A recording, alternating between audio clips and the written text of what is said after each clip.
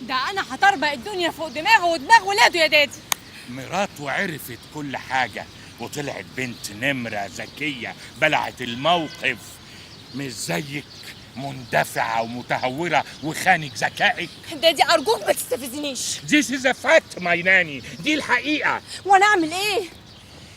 شغلي ذكائك. انت عندك سلاح تاني استعمليه، استعملي رقتك انوثتك. ده جوزك ريتش، حاولي تستحوذي عليه. يعني اعمل ايه يا دادي؟ اروح له اطارده تاني؟ الفيلد مارشال مونتجومري كسب المعركة بالصبر والتكنيك من الثعلب رومل. رومل ايه بس وفيلد مارشال ايه يا دادي؟ انا في محسن العطار واللي بيعمله فيا ده لازم يجي لحد عندي ويجي لي كمان راكع.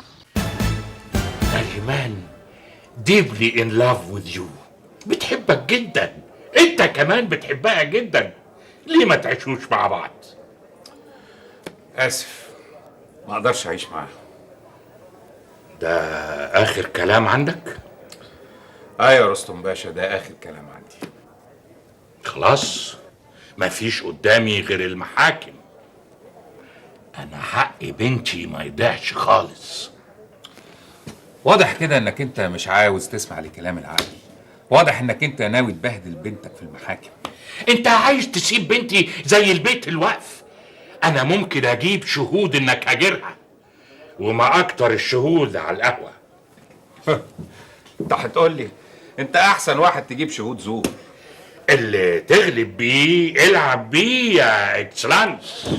لا يا رستم باشا، الكلام ده تروح تقوله في كتير وتقوله في سبق الخير، لكن هنا لا.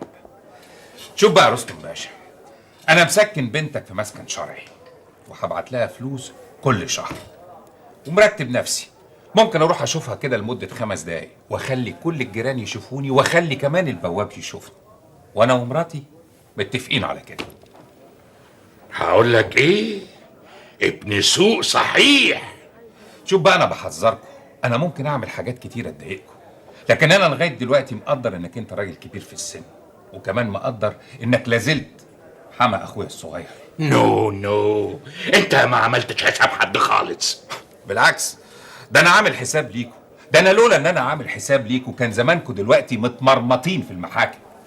انا قلبي عليك، احنا ممكن نهد الدنيا. ارجع لنريمان احسن. اسف، قفلنا، شطبنا، البيعه ما عادتش تنفعني. انا دلوقتي بقولها لك بشياكه وبلغه السوق. تحب اقولها لك بالانجليزي عشان تفهمها اكتر؟ لا اوكي. عاوز تدفع كام؟ ايوه، اهو كده بقى نعرف نتكلم مع بعض. كده بقى انت كشفت ورقك. انت عاوز كام؟ 150,000 جنيه، ده المؤخر، ونفقة متعة، نفقة عدة وتعويض قدهم. نعم، تعويض؟ ايوه، انت اتجوزت بنتي مرتين ورميتها مرتين، تعويض ادبي طبعا. بالعكس، ده في الحالة دي بقى انا اللي محتاج لتعويض، لان مرتين بنتك ثبت انها لا تصلح انها تكون زوجة وفية. فين العشرة؟ فين العيش والملح؟ للدرجة دي كارهها؟ ابدا، انا بتمنى لها كل الخير، لكن بقى اسلوب الابتزاز والتهديد انا ما طيقوش. شوف يا رستم باشا، حقوقها الشرعيه هتاخدها زي ما ربنا قال بالظبط، بس بالطريقه اللي تريحني انا، لكن ابتزاز لا. وده اخر كلام عندي. يوه، بس ده مش اخر كلام عندي يا سي بابا. مش هسيبه ومش هبريه، وانا ليا تصرف تاني مع ابو عين زيغه. اما ربيتك يا محسن ما بقاش انا، واما فقعت مراتك يا عنبايه زي ما انت حرقه دمي ما بقاش انا نريمان يا سي بابا. يا بنتي ما تحيرنيش، قوليلي عايزة الفلوس ولا لأ؟ دادي انت على طول كده متسرع، اول ما بتسمع سيره الفلوس عقلك بيطير. ارجوك اخرج من الموضوع وانا اتصرف. اخرج من الموضوع؟ يعني انتي هتعرفي تتصرفي لوحدك مع محسن شلقامي؟ انتي بتحلمي يا ناني يا حبيبتي. انا رحت له في مكتبه في الوكالة وانا صاحب حق، خرجت من عنده محقوق. هتشوف يا دادي نريمان هتعمل ايه. والدهب ده يا محترم بتاع مين؟ لا مؤاخذة بقى، احنا ما بنبيعش بيع مزنوقين فيه ولا حاجة. انا عارف الدهبجية بينتهزوا الفرص اللي زي ديت. لا احنا سارقين ولا جايبينه من هنا ولا من هنا. لا، الدهب ده بتاع الست المرحومة والدة سي محسن الشلامي. يعني بيقلب في دفاتره القديمة.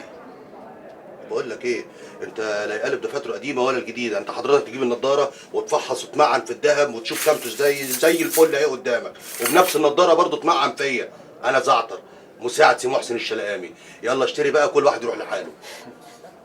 لما انتوا طالعين فيها قوي وليه نعمتك عامل لي تاجر مليان بحسابه مكشوف، وشيكو البنك ردهولي تاني.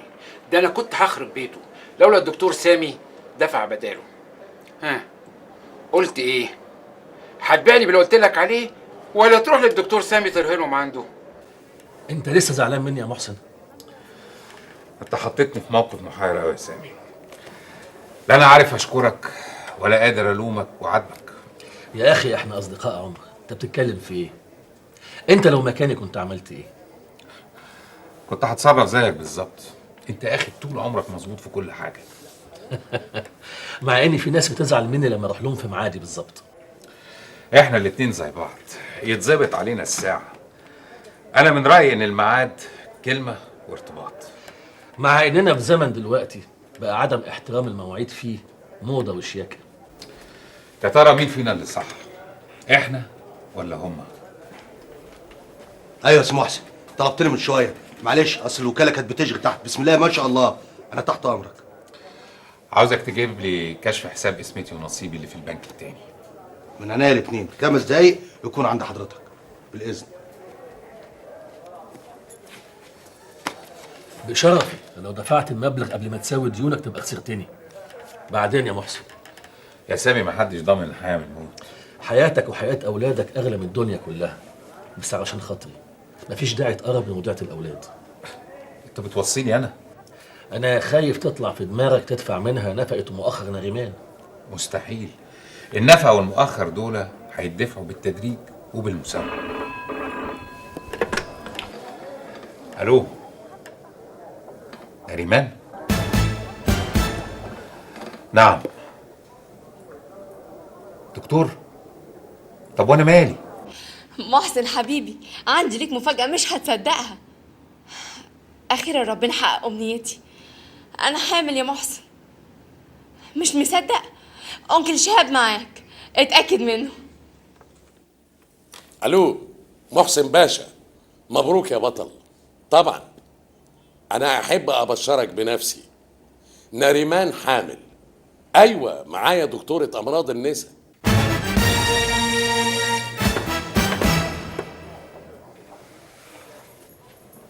قالت لك ايه يا محسن؟ في ايه يا اخي؟ اتكلم طمني. نريمان بتقول انها حامل. حامل؟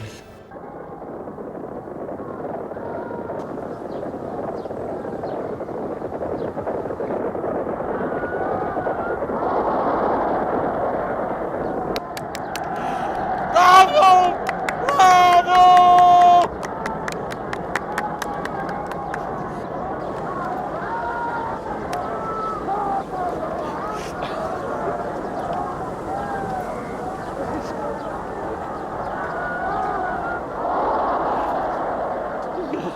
الله نريمان حامل. بنتي هتخلف، بنتي هتخلف، هتخلف الولد اللي يقولش، القاس اللي يكسب، الحصان اللي يسبق كل الخيل ويسبقهم بكم طول وكم رعبة. مفاجأة غريبة قوي، خبر ما كنتش هتتوقعه. فرحيني يا ست الحلوين. زعتر كان عندي امبارح. زعتر؟ زعتر مين؟ زعتر اللي بيشتغل عند محسن. محسن مين؟ محسن شلقامي ابو الولدين. زعتر ومحسن وشلقامي، انت بتتكلمي في ايه يا سوسن؟ محسن شلقامي ابو الولدين التوأم السيامي، اسمتي ونصيبي. تصور مراته التانية حامل وهتخلف. انا بكلمك في مشروع حبنا وجوازنا، وانت مش هنا خالص. انت في السيامي والمنغولي. ترى اهتمام محسن بالولدين لما يخلف هيزيد ولا هيقل؟ لعبة. ايوه لعبه. دي اختي وانا عارفاها، تعمل اي حاجه في الدنيا عشان تتملك. ايوه هي طموحها زيادة شوية. لا يا حبيبي، ده مش طموح، ده طمع، وطمع زايد كمان يخليها تعمل اي حاجه، ان شاء الله يا رب تتحالف مع الشيطان. الشيطان؟ قصدك يعني اللي يخليها تكتك حكايه الحصبه الالماني يخليها تعمل اي حاجه في الدنيا. حصب ألماني؟ انت بتقولي ايه؟ انا مش فاهم حاجة. مش وقته، مش وقته، مش ده المهم. دي عايزه ترقص الكل، اللعيبه والحكم والجمهور، وكمان تجيب جون. لكن لا، انا مش هسيبها.